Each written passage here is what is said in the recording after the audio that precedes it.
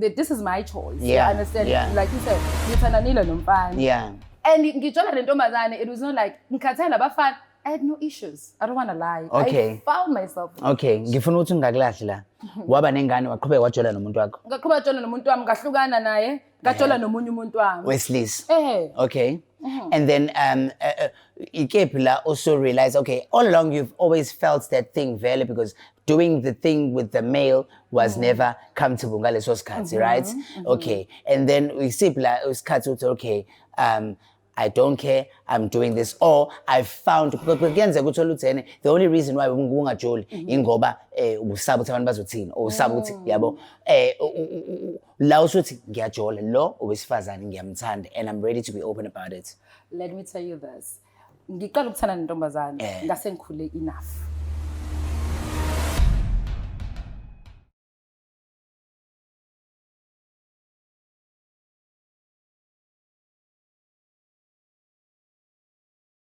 Sanibonani mabukeli be-Black Life, igama lami nguSandile uSendwane namhlanje ke sinethulela uhlelo olushasha oluthi ubulili bami izwa ngathi. Lapho ke sizobe siba nezingxoxo ezijulile nabantu labo abathandana nobulili obubodwa. Njenga namhlanje ke sizothanda nje ukuthi sidingide noma sithole ukwazi kangcono uMlangeni Magasela. Lalela ke lapha mbukeli ukuthi le show ukuthi iyaqhubeka noma iqhubeke kungani. Cela ukuthi nisazise kuma comment uthi ngicabangani ngalokho. Nazi futhi ukuthi nokuthi yene le show siqonde ukuthi sifundisane sisonke la eMzansi Afrika ukuthi abanye abantu bakhona abantu abaphila ngendlela kanjena asidingile ukuthi sibacwase kufanele ukuthi nje sibaphe indlebe sibalele ukuthi isitori sabo sibheke kanjani. Mlangeni Magasela sawubona. Sawubona njani? Ngiyaphila siyakwamukela ku Black Life. Siyajabula futhi siyabonga ukuthi yene uvuma ukuthi ube a part of the show yethu. Nje uzizwa njani namhlanje? Thank you so much for inviting me. I'm okay. I'm okay because this is me at the end of the day. Yeah. You know? So it's always easy. Muzokhuluma ngawe. So yeah, I think I forgot. Okay, for umbukeli ke nje nami ke nje phela ngicela ukuthi uchaze mase umuntu uthi uyachaza nje ukuthi yena uMlangeni Magasela ubani wakephi uphumaphi ukhulele kephi ungichazele nje ngempilo yakhe isaqala then ngizongena ngemibuzo la ngifuna ukucaciseleka khona. Okay friend, no worries. uMlangeni Magasela igama lami nguNhlanhla isimo waMlangeni. I'm a radio broadcaster, radio personality, radio DJ, you name it. Yes. I've been in radio for like 10 years of my life. Yes. I'm a mother. Yes. I think lokhu kubalekile kakhulu. Yes. Ngomzali and a lot. I'm a leader. And yes. Yeah, that's for uMlangeni Magasela. Ukhulela kaMashu ke usizo sesinqawunqawini phathula nje. Yeah, ngikhulela kaMashu and ubaba wami wasothongathe. Yes. Then my mom from KwaMashu. So kahle kahle isikhathi sami esiningi spende KwaMashu even though ngikhulela uThongathe to tell you the truth. Because I was raised by my father, ubaba wami stranger ungasekho emhlabeni. Okay. And then umama ehlala KwaMashu. Okay. Section so. Bekunjani nje ukukhula? Okay, I'm sure mhlambe lapho umbukeli use khona la selahleka khona because you said you were a mother. So abantu ufanele ukuthi ba understand bathole nanokwazi ukuthi kahle it doesn't mean ukuthi just because you're a lesbian or you're gay awukwazi ukuthi ube nengane. Kahle ngoba silethe nje umuntu onjengomlangeni njenga namhlanje uzochaza ukuthi okay kahle uthi jola nomlilo obodwa kodwa uyi proud mother. I am. Ingane wayithola uneminyaka emingaki? Ingane yayithola ngina 18. Oh my goodness, I was 18 and at that time my sexuality I think ihlukile because wonke umuntu unestory sakhe. Yes. So unique in a way of I was not aware of this thing, you know, like people ukuthi umuntu yakwazi ukuthandana ne same gender. Ingakho lesikubizile sifuna ukuthi usichazele kahle no worries, halalela kuchi. So growing up angikaze nginake into kanjalo because growing up nje mina I was this kid yabo yenza yonke into yabo in a way ukuthi yena ekhaya ngikaze mina ngidisclose yabo ngibe ne stress ukuthi yena I have to tell them ukuthi yena this is what I'm doing. Really? I'm an open book like okay. I'm like that. So what you see is what you get. So with my family as much as ngiphuma emndenini sicacise lokho kholwayo bamthanda kakhulu uNkulunkulu. Now uyakholwa? Kakhulu 100%. Faith mission.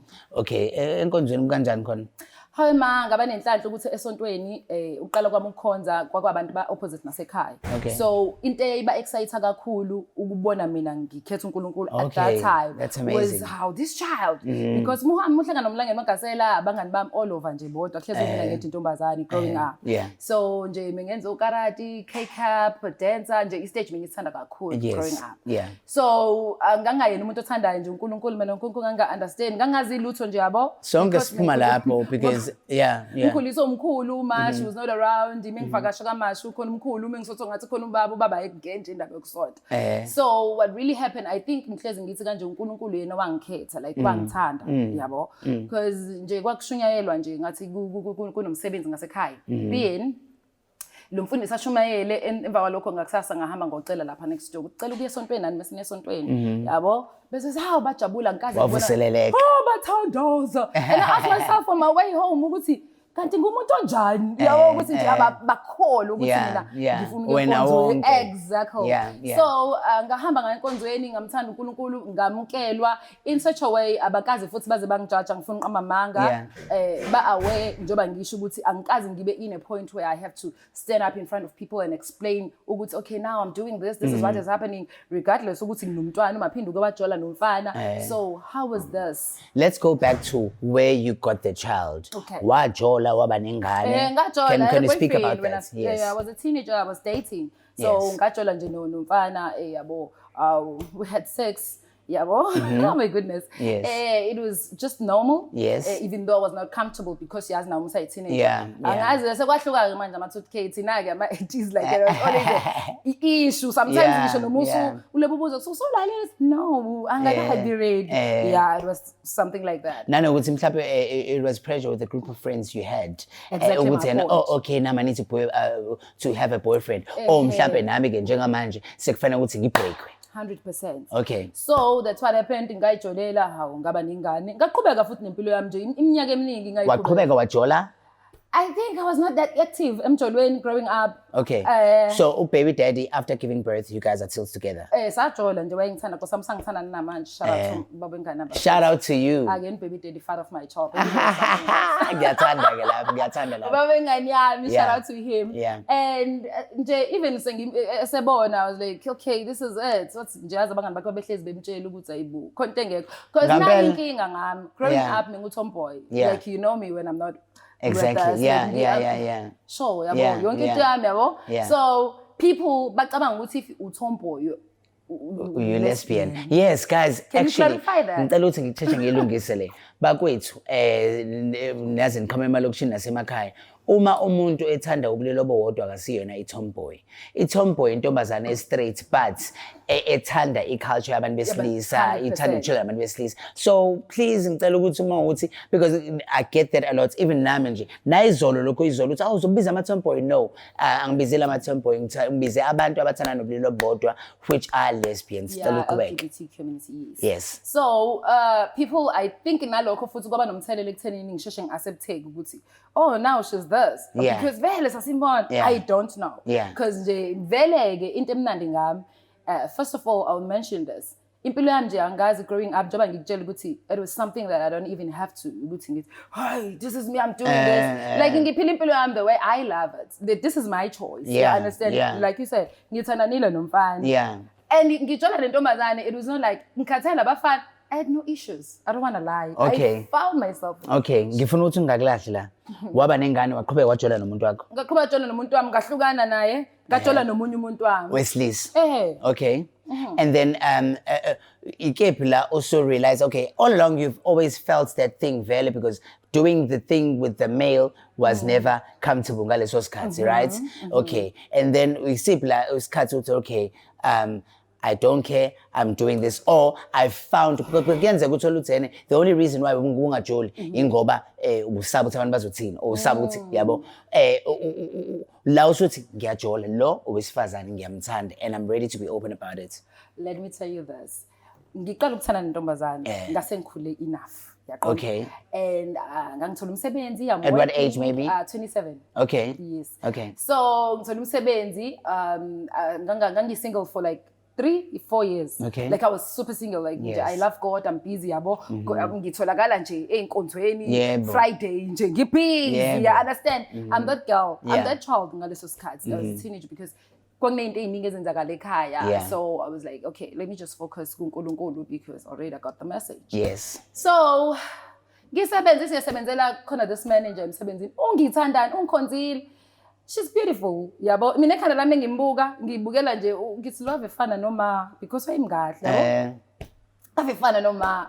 Every time ngibini angibuza izinto athi uzodlani uhalelani, yabo. Mesikhuluma ilanguage efanayo, mhlawumbe mekuthiwa ngiyo-catch up. And then we started to be like friends. And from friendship and then wasachaza kudaba lakhe. And I was like, yeah, what is that? How come on? How old are you? And I'm like, mina vele, I'm like that. Yeah. I'm like that. Yeah. Into engahlangene nami anginaki. Yeah. Period. Yeah. Angikaze ngibe umuntu othi, oh lo tshela intombazane. Ube nosy. Ukhona i-lesbian ngasekhaya. Yeah. Just send me sengimdala naye sothi hawu yeah anasenze kodwa ukhule ngasekhaya ingamnanga ngokufuna intombi nokuthi what is happening empilweni yakhe. I was busy nje ngumuntu nje. Ngoba impilo yakhe, you're just living your own life. In my head, like yabo like enhlokami Eh. ngangingenakho ukuthi ngiyafuna like usende mekuthiwa ukuthi okay sure yadlula mina ngisebenzisa into ezongisebenzela mina ngaleso So le colleague le. True. Iyona colleague owajola naye. Yes. Oh, uyajola emsebenzini. Shame. Okay, so you guys ended up dating. How long was that? 8 years. We dated 8 for 8 years. years. Wasaphuma ngisho emsebenzini, wasebenza kwenye indawo, waproposa, sahlala ndawonye. Hi, but we will get there. Lalela. Hayi mina ngiyaproposa ke zani. We will get there. Yabo makhunya ngokupropose. Ngoba phela lo akusiyena lo. Guys, ngiyaxolisa. Angizama ukujump indaba. Ukuthi yazi guys ikhona leyo genge le. Uthi lo make ukuthi ayimina noma esibili. Yes, I'm that girl, babe. I'm that girl. Yeah, okay. So, Waproposa. ke yabo nje sahlala ndawonye. I-issue yami yabe yilento le engicabanga ukuthi iyona nto engilenze ngathi okay fine when you send ilokho proposal like no I'm accepting this because this is very important. Mengimdate ugirl kubo siyaziwa but kuba bazi only to find out ukuthi sesiproposile ngihlala kubo nje siyazwana uma But it's your friends. bas usumasa bankhaya. Oh my God, Imageg, was she also firm? No, butch. Butch. Very soft though. Oh, a soft butch. Yeah. Okay, so not like man, Not, like oh, baba, too- not hiding that I'm a woman. Okay. Not hardcore. Okay, Not not hardcore. yabo. Okay, so manje kubo, are you the first person I'm lethayo? Like I'm you know me ibon. Kodwa phela kuyenzeka yazi ukuthi kuyenzeka uthola ukuthi the family is just so in denial ngalendlela le ukuthi 100%. like nje abayiboni at all. Mengiya lapho sento sami. Yeah. Ukuthi yena sometimes ngaba naleyo muzo nje ukuthi noma uyabona because izinto indlela sasicommunicate ngayo noma uma wayengithanda kakhulu her mother. So nje mhlawumbe mengingafuna ukulala thena hayi ulinda usibanibani yabo hi kukuthi nokuthi nje yabo nje. So now at the back of your mind you thought ukuthi nayi bona vele uyaza phela mina ngokubuka ubangezala. kwami ngicabanga ukuthi mhlawumbe into yamsabisi le engagement mhlawumbe wayengakabi ready wayetshela ukuthi nje Kanti what omakhelwane happened? What happened after engagement? phela after engagement ikila kwaqala khona ukuthi uma usiyabuza ukuthi kwenzakalani what are you guys doing hayi bonhla Ime engagement eniyaba public? no ayibanga public ko ibirthday yami. Okay, wa propose nje gogo. Okay, okay. So ish. Oh man.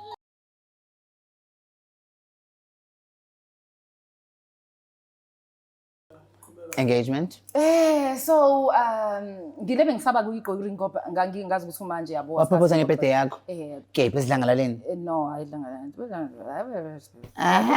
like endlini kodwa yabo it was my birthday wanginikeza igift and then wa propose sisoba u2 vele. Yes. It's like yeah yabo vele ke mina my family igcwele ngami yabo like kumaphindi that's my other name by the way like I keep on mentioning it. Okay. Ila selection. So I mean I don't have a problem. So now this person approachile kubo akekho comfortable ngelokhuzane yethu. So now like I'm lost. What to do next? And okay, shame ngathi wabanenkinga of which mina I respected that. You know I will tell you why. uma ukudisclose komuntu i-choice yakhe. Exactly. You understand? Exactly. Regardless ukuthi uyena ongifake kulento futhi hayi ngoba engifakele yena ovele wangivezela ukuthi when you can do this yabo. Yeah. And also, ngicela ukuthi ngi-add, sorry to break you. Kule episode le nalama shows lawa, it's not that sithi ukuthi yena just because these people are out and proud, it doesn't mean nawe fanele ukuthi ube out and proud. Wonke umuntu uyenza ngepace yakhe. When you are ready, uzoba out and proud. Uma ungabi ready, ungayi expose entweni ongazi ukuthi uzomelana nayo kanjani. 100%. Yeah. Hey, thank you so much. Yeah. So ngabona ukuthi nginenkinga bese ngiyamchazela ke njengomuntu wami ukuthi love uma wakho lo uyakuthanda uzalile. I will tell you mina sengikhuluma from ukuba umama umzali mfethu ngeke uyilahle ingane yakho and uma wakho uright ufundile yabo khona la ekhaya. It's not like sikhuluma nomuntu angisho ukuthi abazali bangafundile but ngisho ukuthi kuba easy kakhulu khona abazali yabo kuba lula kakhulu. Phila impilo yakho uma uzobuya yabo umuzi ukuthi ufunani ucabangani yena understand. I think wasaba keke yabo ukuthi nje wayele bengazi usenze njani leyo nto yasi affect relationship yethu because ngangesekho comfortable sisilane ndawonye lapha ekhaya. I went back home from home bona ukuthi ngeke nami sengimdala nje ukuthi ngahlala ekhaya ngahamba ngayithola indawo yami yokuhlala. Cut long story short kwaba nzima ke ngoba manje ufisa ukusijabulisa sobo2 noma fanele bese ekhaya with mom fanele abe nami so uma useyathi akayifuni noma wakusho once I believe ukuthi nje kwenzakalani kanti nenze njani and mina at that time amazwi kama angithusa ngoba wathi Nhlanhlo I trusted you. Oh my God. I was like hi ma. So manje her saying she trusted you should trust yakhe sivede yaphela nje. Now you understand and nami ngafeel bad. I think it was best ukuthi ugcine umuvi uphumile because for your own peace and sake. Yabo? And respect. I respect myself so much. Yeah. I love myself. Yabo njengaleyo ndlela. So I decided let me just go back home. Vele uMash naye she played part ekhaya. Nje wabomzali because mina ngahlahlelwa abazali bami ngisamncane na 17 my dad when I was 19. So wabe umama mekhona izinto ezenzakala ekhaya nje waye umama ngisho nokuthiwa umuntu ushoniwe nje nginomzali kahle ngazama ukuyipush relationship after ngazama ngambona ukuthi akakabi comfortable and nje bengekho comfortable nathi akusabi right because uhleze. Oh my God. Manje senenza into ngokusaba. Not really ukusaba, she was not herself. So nami ngaqala ngaba nale nto ukuthi ngiqhubeka kanjani ngithanda nomuntu ongekho comfortable. Buka ke futhi and lo muntu uyena it's your first relationship. Yes. You didn't know anything about this. Listen. And then now this person said later on, and then now you're in love, you say proposal. And then man, just got from her side of the family. Not even you. Because ngabe umndeni wakho wona owaba wathuka. Yena uyambona ukuthi uhleze nje. Yo. Yabo?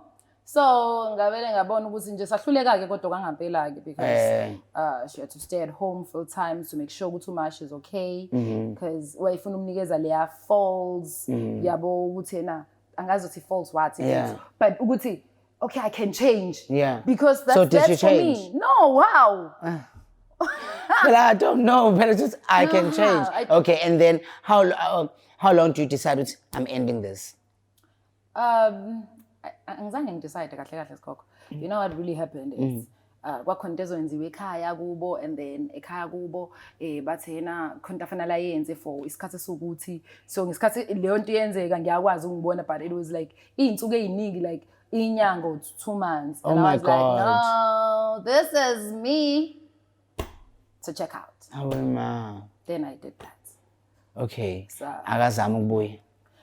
Sazama ukubuyelana kaningi yabo because kwakuningi sihlanganise but she was still that person. So I wanted her to be proud of who she is and njengamanje sebeyazi ekhaya it's not like safanele chazi you understand ukuthi I own lento ayiyo because that's who she is kahle because I mean I'm sure she left you damaged as well because I mean awusazi when someone is okay so until kwathatha isikhathi singanani ukuthi ugcine usuthi sengizojola ke futhi because I'm sure kukhona abantu bakushelayo phela in between usu-endile izinto naye kwathatha isikhathi eside I don't wanna lie and ngangingekho right shame ngifuna uqaba manga I struggled a lot nje i-relationship isikhathi singanani naspenda naye 8 years. Oh my God.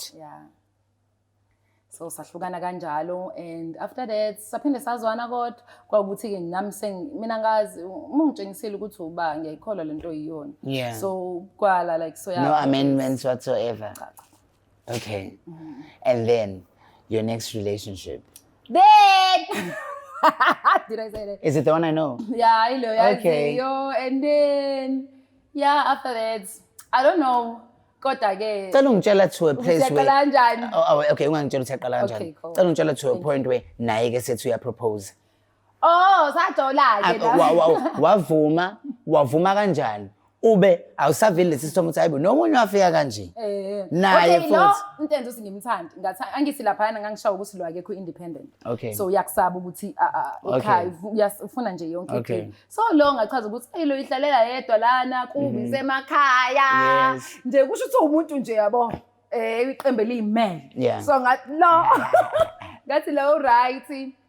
Sazwana abantu babethi hayi ngeke nje nhlanhlo ukuthi wena ungaphinda ujole kule ndawo le because yindaba lebuya lapha usafuna ukubona loyana because bangandawonye. I was like no ayikho leyo nto ayikho and then sajola ke nalo umunye ke naye waseyabona ukuthi awunanga upotential. Kwabe isikhathi singanani ukuthi engage? A propose. 1 year after. No, I propose on your birthday. No. Not on your birthday. Not on my birthday. Oh, bese ngizosho ukuthi hayi cha ngeke. And birthday I'm February 14th by the way. Oh yeah, so, yes. Oh no, I think think that's why I'm confused because I remember when we something and it was a love thing. So we tangle something for Valentine's or wenzeni ngoba uthi awuse ya engage ya propose man. And to me ngihlezi nginalento ukuthi angikwazi ukuhlala nomuntu nje singasiyapi. Ufuna yabo nje mufuna nje mina ukuthi ufuna ngimove in. Siyapi ithini into. Phela ukwazi ungivalela ama angles bese khona abantu abangifunayo for what? Okay, a year engagement. Okay, is period of engagement inganani? Until ngiyikhiphe. Okay, no, ngibuza ukuthi wena ngithi ngokwakho next step umnika period enganani sesiyashaya. 1 year same kinga phela mfethu ukuthi kwayena ka discloseile ekhaya. The second one, oh my God. Okay, I don't want to dwell kuyena kakhulu, but how guys, I don't know. Angazi noma ukuthi ngithi abazali abaslow or ibona izinto emphakathini abenza besabe accepta noma izinto abayibona ukuthi omakhelwane noma eyaka masibanibani bibizwa kanje ibithukwa neyama ngifuna ukuthi ithukwe like yena ukuthi yini reason enga disclose reason kwasemakhaya kodwa nje ngizosola isikhathi sokuchazela umana yeah and also kwabe izathu obusisihlukane because I was like no man angikwazi ba engage for 5 years. Oh my God, andizi ke sana so siyaphi asishade. Are you single right now? Are you single? I am single. Hayi lapho ke mabhuti ke ayi single lana. Umlangeni umakasela lana usingle bafethu. Uma nishaya ungafaka lana. Ababhuti ati close. Ekhaya ngala yabo and mina manje ngiyahluka because now like umuntu akaphume kusho phela wenze njani ke phela umuntu engadiscloseile kube ukuthi maye kube omunye umuntu mengalawo omunye umuntu. Yabo first one angeke ngize ngisho kanjalo but the second one ngangikufeel ukuthi yena kumndeni mkhulu engisemakhaya so noma bembona ngoba into zokugqoka phela ngibona umuntu uthi hayi wena usugqokisa yabo gogo wami nje u tell you straight ukuthi waqhokisa kwabafana wena uyayizwa leyo so bayabona naye uthi gqoka kanjani so angazi mfethu angazi yikho ngithi angifuni ukuthatha i-right yomuntu ngoba wonke umuntu une-right yokuthi enze into ngendlela athanda ngayo so at that time I was so unfortunate ukuthi ngithanda nabantu abangaziwe. Uyawuthanda umshado? I love family. I'm not you sure. You love family. I know that you're a family person. I know that you're a family person. I remember ingane zenu zayihamba ndawonye nikhiphe ndawonye. Sasubona umshado lapha. Oh, so nje I love family angifuni ngamamanga. I think simply because umama nobaba mama bazange bahlale ndawonye so angikaze ngibe nekhaya ukuthi ngibathola wonke ama figures ekhaya yabo. Mother figure, father figure. So ngiye ngithi ish ngiyafisa. So unfortunately my son semdala ke manje. Yeah. Yeah, well, God, I want us to get to your son. sensitive. Okay, talk. How do you tell him? How do you speak to him? Khulele lapho lo. Uyayibonela. Khulele lo ke nje yawo shame mayisana. Ukhulele lapho yena was like akazi lutho nje uma up until this day. Yeah. Lo wesibili uyamfonela nje mene inkinga. Uyaya khona sengababona emvashelile. Ngisho noma mina ngasekho cabanga.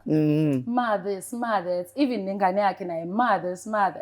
So nje it was. Ngikubonile phela uthi adulethe ulo number 2 lana namhlanje. Oh no, so because usenza ngani. Uvethe wabona uthi awe Leon's Lounge. I think single manje Leon's Lounge. Imagine ngikulethe over X feet. So nje maniqeda namhlanje nashaya ama drinks enkhuluma ngama love bag. No, I don't think so. Okay, would you go back? No, 100%. You wouldn't? No. So the only reason why ekulethile I love her, but I don't think why ukuthi ngisangakwazi ukuba in love with her.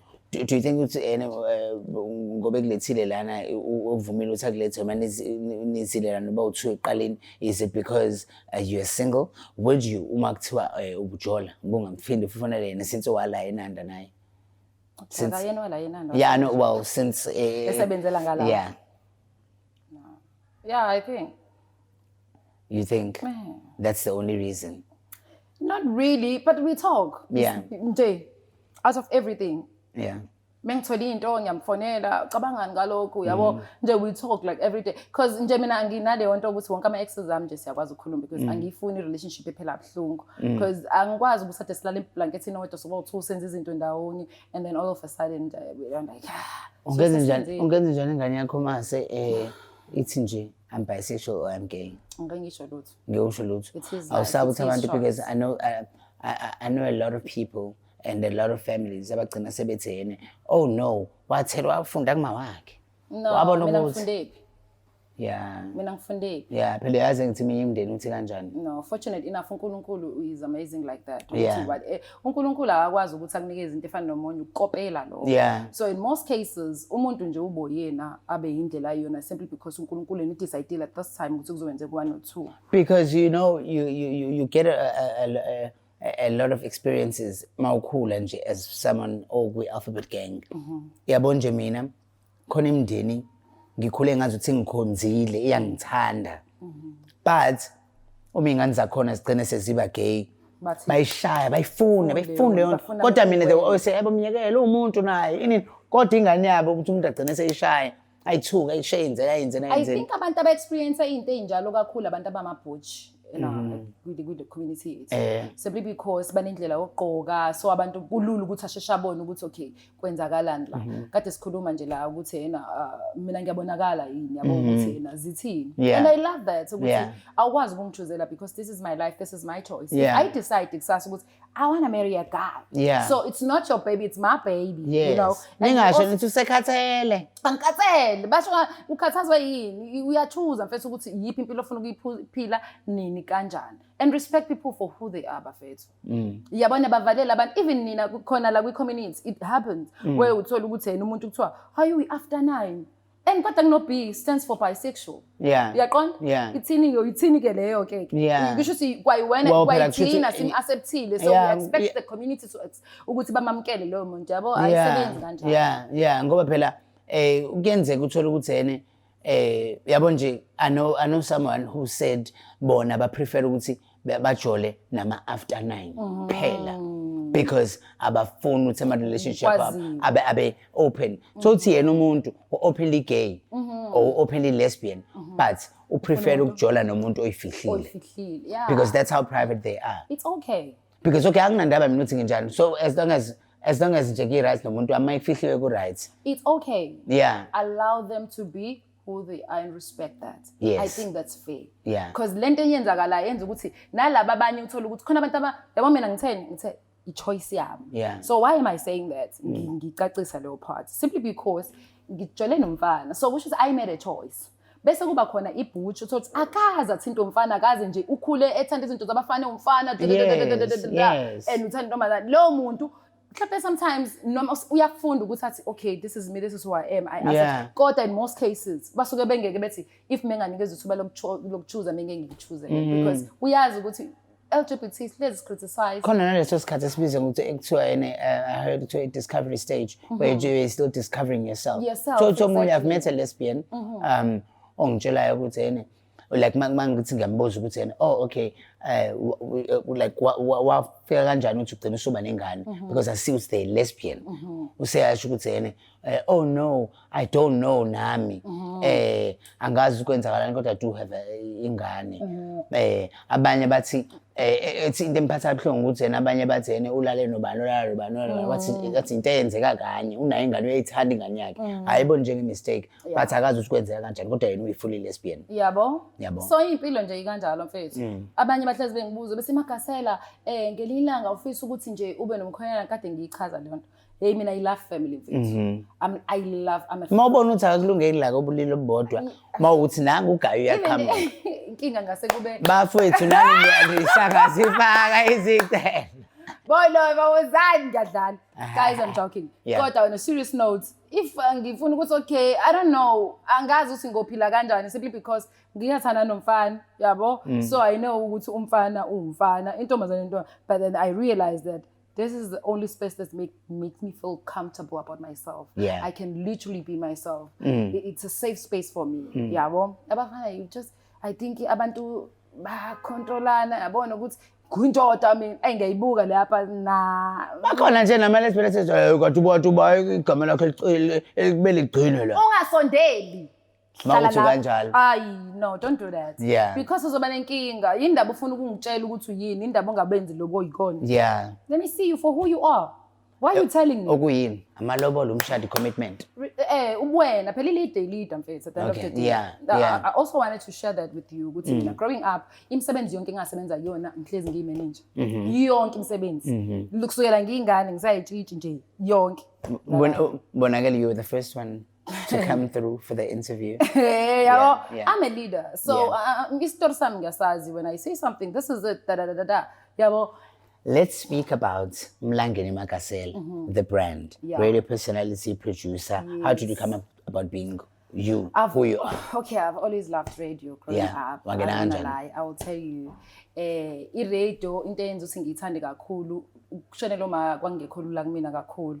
Ubaba wangishonela after uma. So menshonela uma kwakusensitive kakhulu because uma sasina ama siblings ingane zasekhaya ziningi kodwa kuyisite laba abangunonhlanhla yabo I'm that girl first born yaqonda so ngala angazi ukuthi umudala ukuthi uyi-lead yabo because when you are a leader I'm telling you this awuyithanda into esiyenziwe ufuna uqala and I was looking at isimo sasekhaya looking at isimo sakephi saka babwami si right esakama asikho right so I felt like konke fanele ngiyenze mina ukushintsha lesasimo yaqonda and then I moved straight to kwamashu nje ngawumaphindi nje ukuthi okay this girl owala kamashu and then umama eshona kwabanzima ke nje ekhaya indlela yokuphila yaqonda saxoshwa kagogo nje kwabe isiphithiphithi singazi so yapha at that time I was 24 years old when we were kicked out nosisibami bancane nginambonke safuna indawo yokuhlala okay cool I was there for my sisters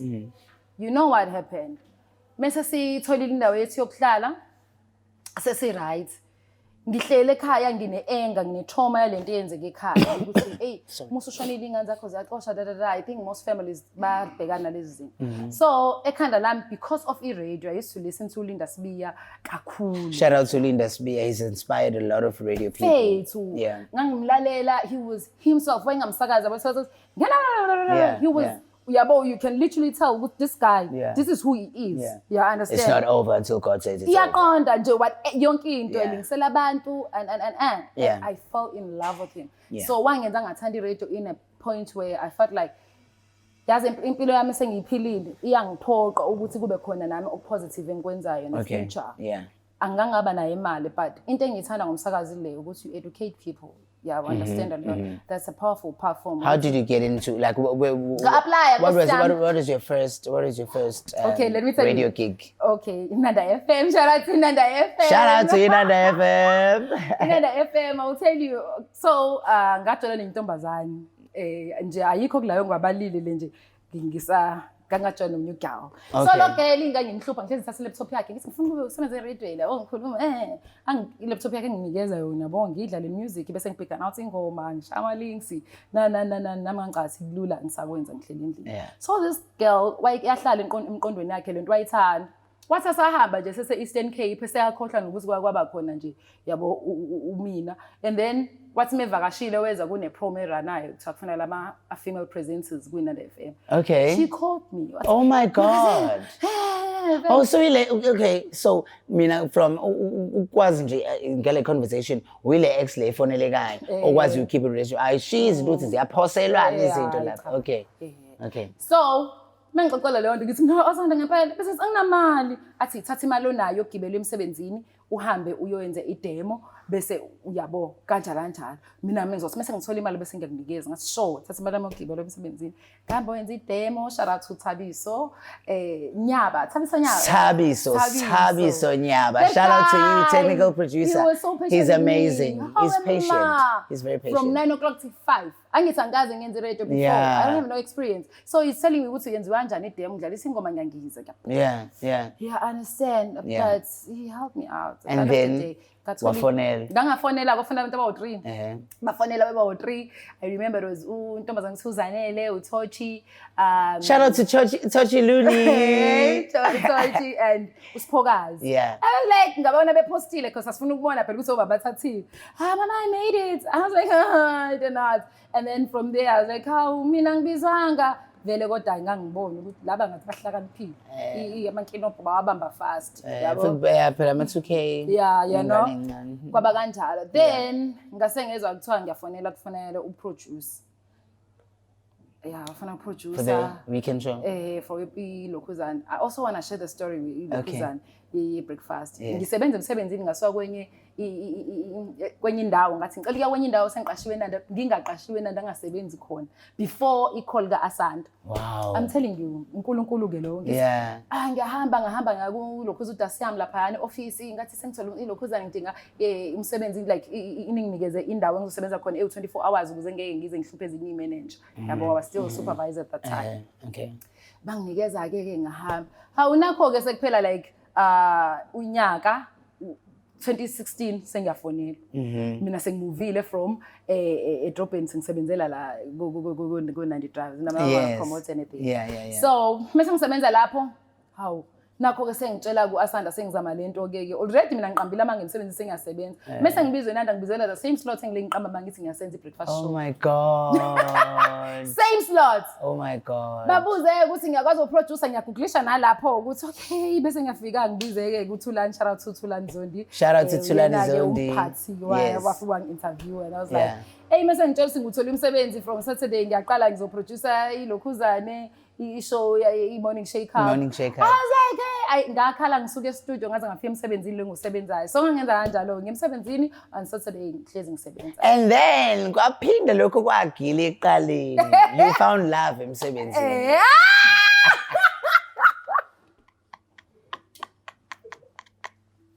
You found love emsebenzini. Ngiyakujola emsebenzini esimenganakile. Akunalutho. Yikho lento yami ngisasebenza. Sengizoyisebenza. So emsebenzini ke kwaba kanjalo so inanda sathola kanjalo. So ngenxa yokuthi ngihlezi ngifuna ukurepresent indaba kaMa from home ukuthi azangabonakala ngendlela umzali mhlambe like osisi bakhe ngoba beshade bo2 yena yedwa engashadile uSibongile. So I told myself ukuthi ngizoba umlangeni mina nje ukurepresent uma ukuthi noma ngithiwa ngiyashada kodwa emlangeni Makasela nje for ukurepresent uSibongile. Okay. Mlangeni Makasela. Rest in peace. Yes, Mlangeni Makasela ukuthi nje nosisi bakhe noma basilahla bazi ukuthi kodwa leyangane inganadadewethu ngoba phela bazowabuza abantu Mlangeni lo. So vele ekhanda lami nakho lokho uthi nje kuzokwenzeka and mase kwenzeka ngizohlezi ngoMagasela ukuthi ungamlahli umuntu isifundo ungamlahli umuntu regardless. Yeah, true. Noma kuthiwa nama issues nezingane zakhe naye before but umuntu akalahla. Umuntu akalahla. Umlahli kuthi amatisobolile ubila ngcono ngutshaliwe. So into yakhe second that's a motivation nje ngiphila na every day. So yeah, that's that. And then you found love in Nanda FM. Kunjani ukusebenza nomuntu ukujola nomuntu osebenza naye? Mina ngasebenzi naye because usebenza Monday till Friday mina ngisebenza Saturday. Wow, umuntu ayi washesha evala ngiyaxolisa business. Right now, Yeah, it's about you're on umjono. another radio station. Yeah, I'm currently Vibe on another- FM. How did you get there? Okay, after ke sengasasebenzi ke eNanda FM. Ungajoli ke khona. Angisajula hayi. Ngihawu isifo. Ngiyakizwa ngithi ungajoli. Lalela kade ngitshela unaledi aphiwa ngibona lapha i-post I commented ngathi hey ungalenzi phutha lokujola emsebenzini buka i-performance manje Romeo and Juliet ungalenzi lelo phutha ungajola emsebenzini Yeah. ungalenzi emsebenzini nje akujolwa sebenza uphuma uhambe weekend Wenza iphi show? i-Urban Vibe every Friday 7 till 10. Okay, ngicela ukuthi ungisendele imessage eyodwa ongafuna ukuthi uyisendele umuntu onengane oyizwayo ukuthi no yena uthanda ubulilo bodwa kodwa usesaba umphakathi ukuthi uzothini. Okay, ngiyawuzwa umbuzo wakho Yeah. Good question. The thing is I don't want to like go to a point where ngithi ena umuntu onengane wenze njani. Abantu bayabathanda abantu bayaziza ukuthi ufila kanjani uyazazi ukuthi uba make a choice ozofanayo wazi ukuthi this is me and noma kuthiwa kwenzakalana emhlabeni uyi understand ukuthi you choose yourself. That's a very important thing that you can do to yourself. You owe yourself that be you, do you all the time. Yeah. So whether you have a child, you don't have a child, because at the end of the day, akubona ukuthi nengane. Omunye umuntu uzothi unengane wadlwe ngulo, omunye uzothi wathola ingane walala nomfana kanye yabo, istory singafani. So regardless, if wena uyazazi ukuthi uba know yourself, that's very important. True. Kuzoba lula ukuthi konke okwenza empilweni yakho wazi ukuthi okay, I'm doing myself. This is who I am at the end of the day, because ayekho umuntu moyesha uNkulunkulu mesidala la usidale sangafana for a reason. Yeah. So play your part. Musubona futhi ukuthi hayi lokho mengisingenza ukuthi abantu bathini bayeke badanse bona bedansele zona lezi igubhu wena do you. Nizizweleke bakwethu siyabonga kakhulu. Don't forget to subscribe, comment and also share this episode yamlangeni uMagasela. This is Black Life TV. Kamala Musandile Lusendwa Kanene. Siyabonga. Thank you.